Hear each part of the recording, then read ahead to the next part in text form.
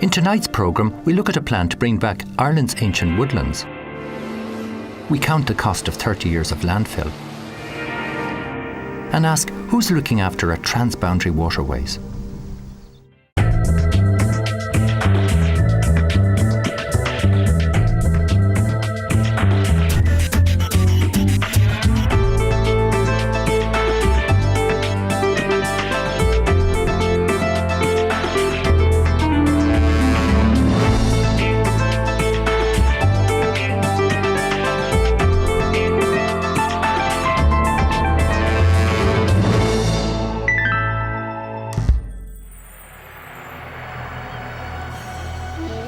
In this item, we look at something very close to my heart.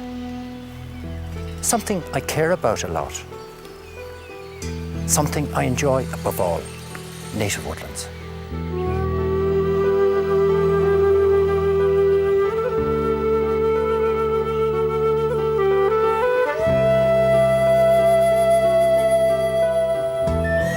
Kevin, what are our native woodlands?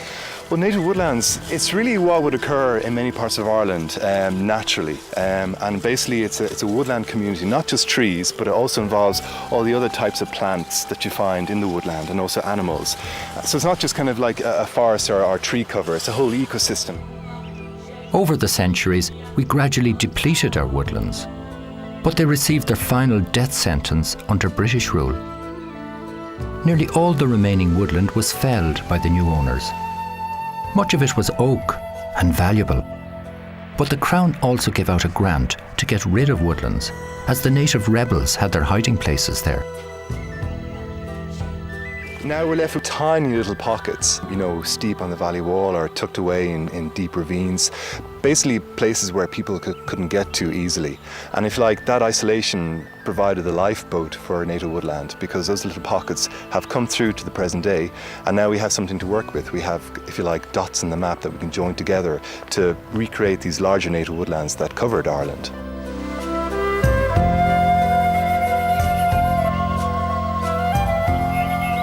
All over Ireland you'd have a mosaic of different native woodland types depending on soil, elevation, climate. For example, here in Wicklow you'd have an upland oak woodland. In the Burren in County Clare you could have hazel woodland. Down in Killarney you could have little pockets of yew woodland. The likes of rivers and streams you'll have alluvial woodland made of ash, alder, willow, those types of species. So all over the country you'd have different types of native woodland made up of their own unique communities of plants and animals and insects and what have you that kind of are specialised in that particular native woodland type. So by trying to bring back these native woodland types all over the country, you're bringing back all of that wildlife back into the countryside.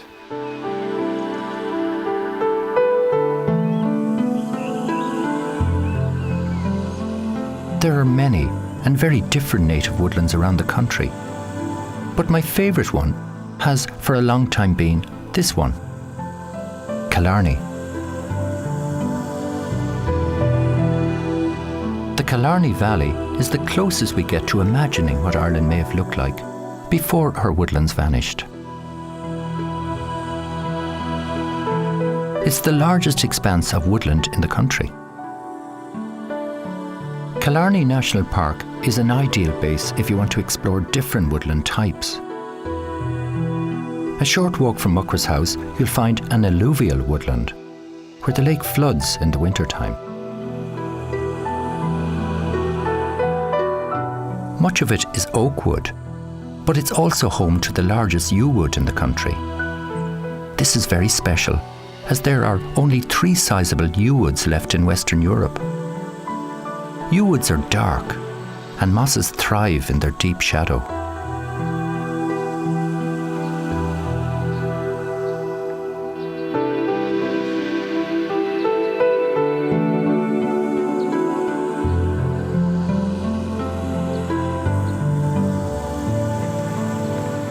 There's some gems of native woodlands around the country, and I'd encourage you to go out and find your special place.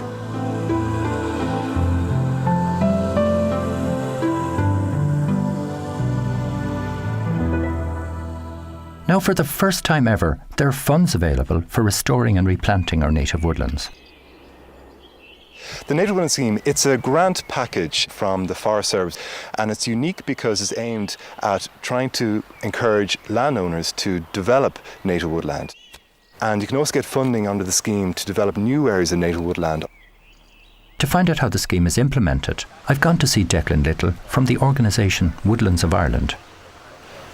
What are the basic things that need to be done to restore it and maintain it? Typical operations would be to remove invasive species that have come in here over the centuries, such as sycamore, maybe beech, rhododendron, laurel, and so on. Now, some of these species, like the beech and sycamore, are absolutely appropriate elsewhere in the landscape, but in native woodlands, they are detrimental to the woodland because they take over. So they have to come out. One place where this happened, under the Native Woodland Scheme, is Deputies Pass Nature Reserve in Wicklow. Here, non-native beech is being removed, and the area is being replanted with native species. What about seeds? Where do you source your seeds? Duncan, it's very important that all the seed and plant that's used in the Native Woodland Scheme is sourced in Ireland. In other words, it must be of Irish provenance, as we say. For that to occur, you have to have registered seed stands from where the material is collected, and you have registered seed collectors who are registered with the Forest Service. And they collect this material, is sent on to a nursery, and then it's grown on for a number of years before it's planted back out in the woodlands. If you don't, you could end up with two serious problems. One, the importation of diseases into our woodlands from outside the country. And secondly, genetic conservation is very important. We must maintain the genetic integrity of our woodlands by planting only Irish native stock. Saplings come from places like this, Quilcha Nurseries at Ballintemple, County Wicklow. Here they grow certified stock of all Irish native species. And, as far as the eye can see, there are little saplings waiting to grow into the woodlands of the future. Another way of re-establishing native woodlands is letting nature do the planting. It's called natural regeneration.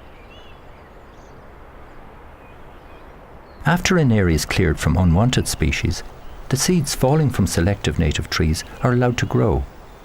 And as there are always hungry mouths to feed, it is absolutely essential to keep these saplings safe by protecting them with a fence.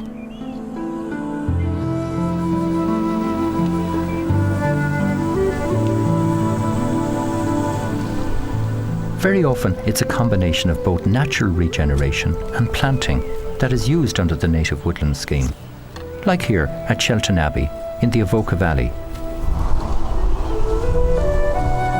In another 5 years, these saplings will be well underway, like their cousins from the Millennium Woodland. We're giving these woodlands a better future because we'll have more of them. And also in terms of the wood production, for example, native woodlands can be managed very sensitively to realise high quality hardwood timber, and that provides an income for the landowner. So, if you like, we're trying to transform woodlands, native woodlands, from being, if you like, forgotten relics to a living, breathing part of the landscape where they actually provide a livelihood for people.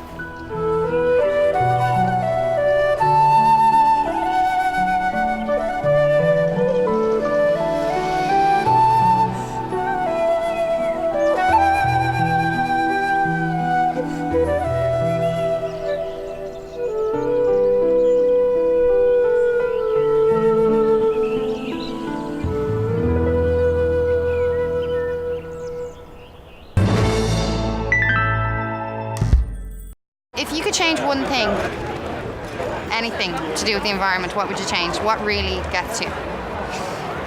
Recycling. I would definitely make that accessible to absolutely everybody in the country. Everybody should be able to recycle, and you should be able to recycle everything, from food to plastics to paper.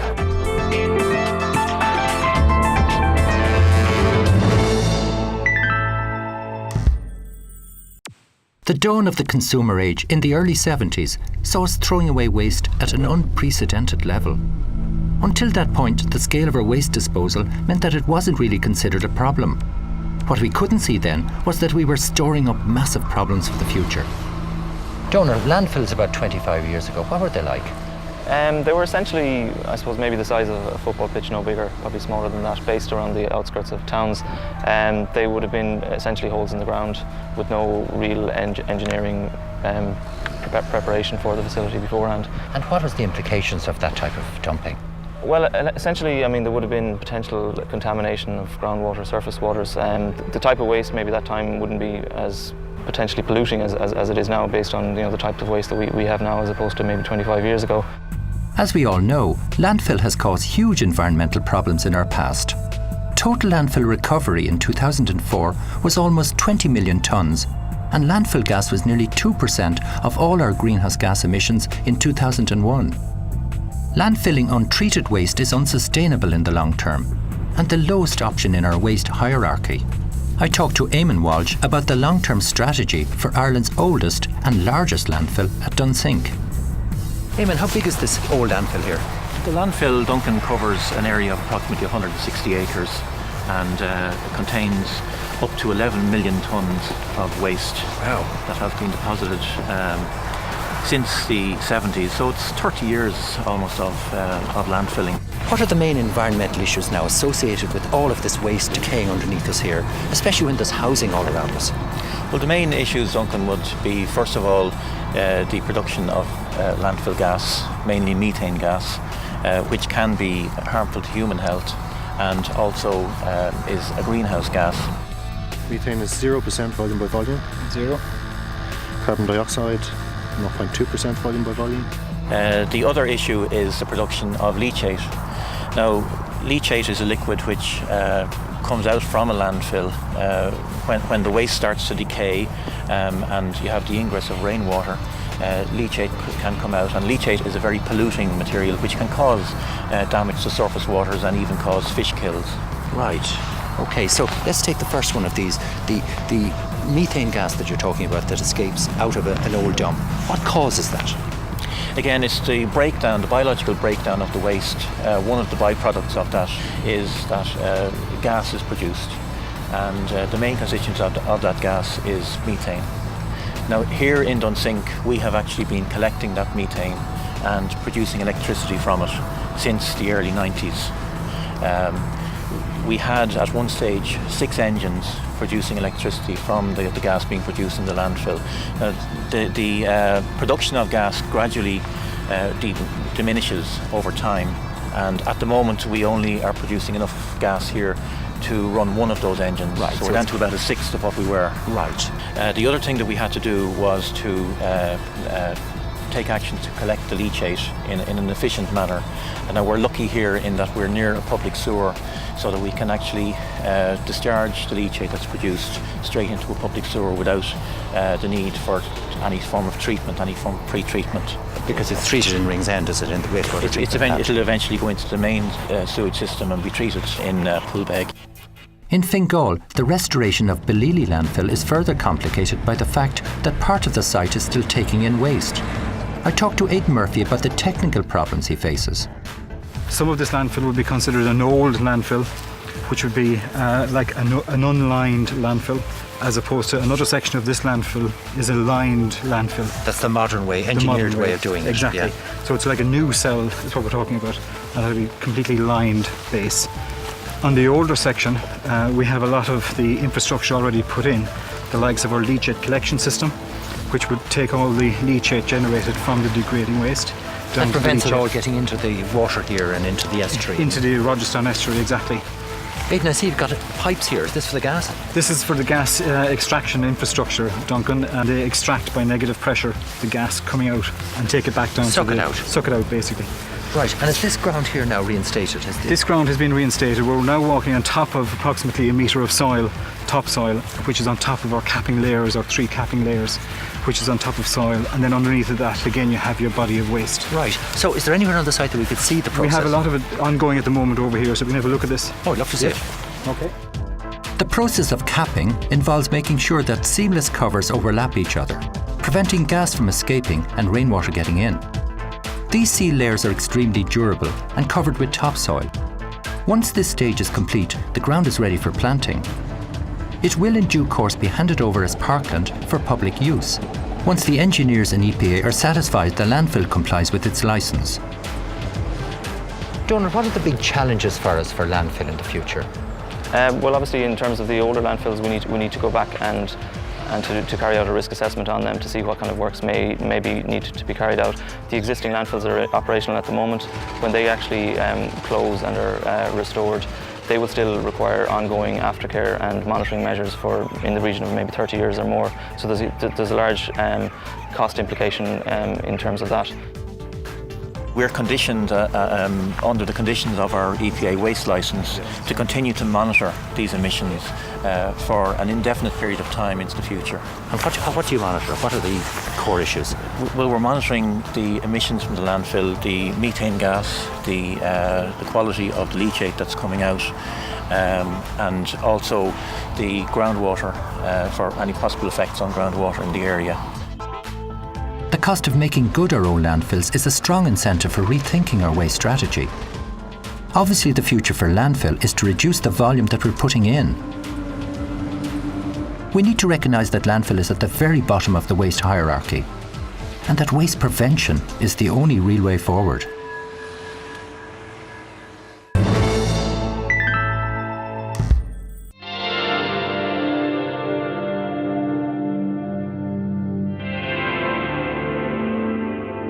We all enjoy unspoiled waters like this one on the Erne waterways in Fermanagh. Maintaining and improving water quality is essential for wildlife ecosystems and biodiversity. But how do we do this when the catchment straddles both North and South territories? Town sewage and agricultural sources are the main threat to the quality of Ireland's surface waters and have become the main focus for shared cross-border cooperation.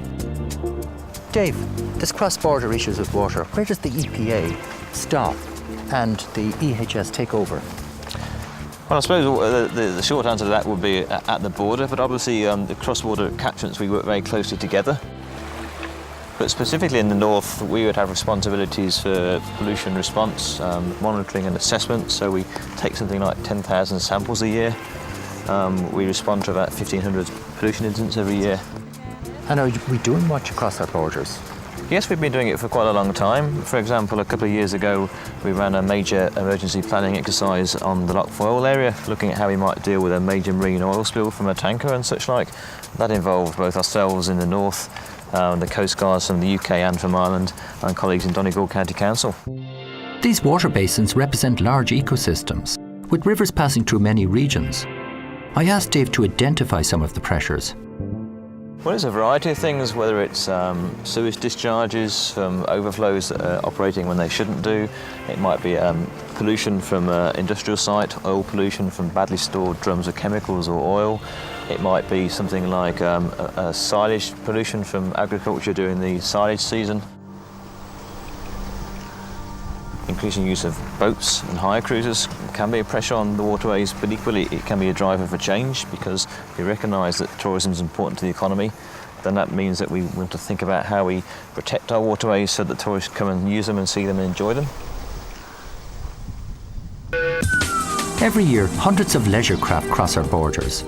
With boat traffic on the increase, I joined the Wardens from Waterways Ireland to see for myself the vast area that they're responsible for. Well, thanks, Helen and Dave, for bringing us out in the boat. What a day, fantastic. Absolutely, you picked the best day of the week, I think. Brilliant. And of course, you're managing all of these waterways, are you, here in the Erne? Yeah. Yes, we look after upper and lower Lough Erne, which is roughly 50 miles long from north to south.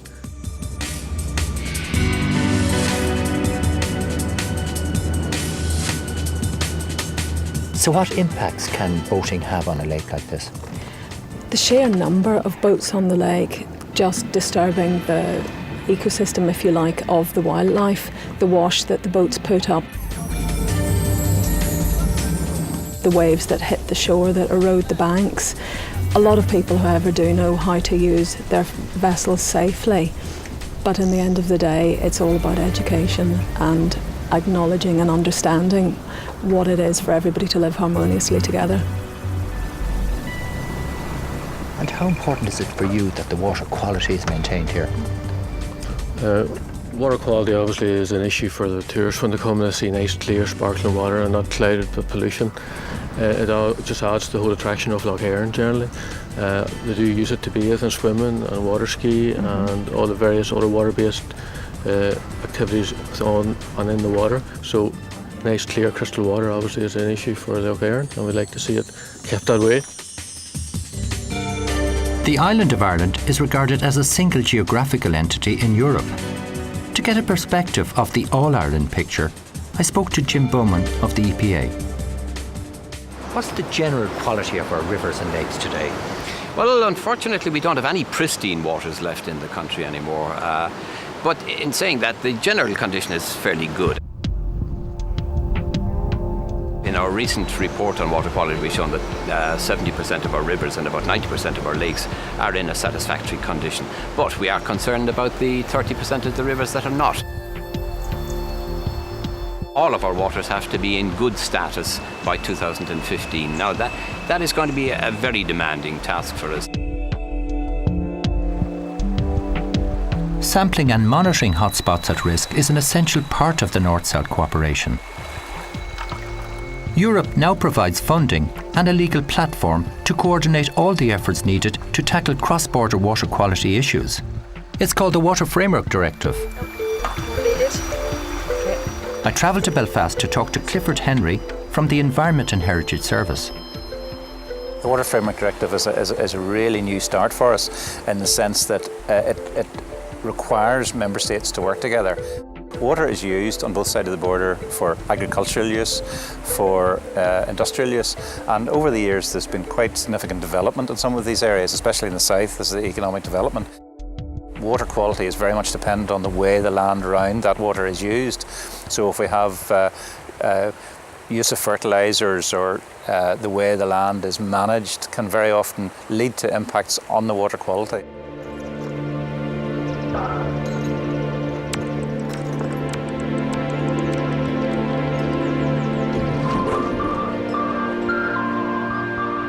I've been told about a polluting incident that happened here on the banks of the Erne. There's a tributary here, and about 8 kilometres upstream, an industrial process, it seems, may have caused this problem. But oil has spilled into the river here, and the Environment and Heritage Service here are actively trying to find out what went wrong here. Michael, Duncan, yes. What's the issue here? Deirdre, hi. Hi.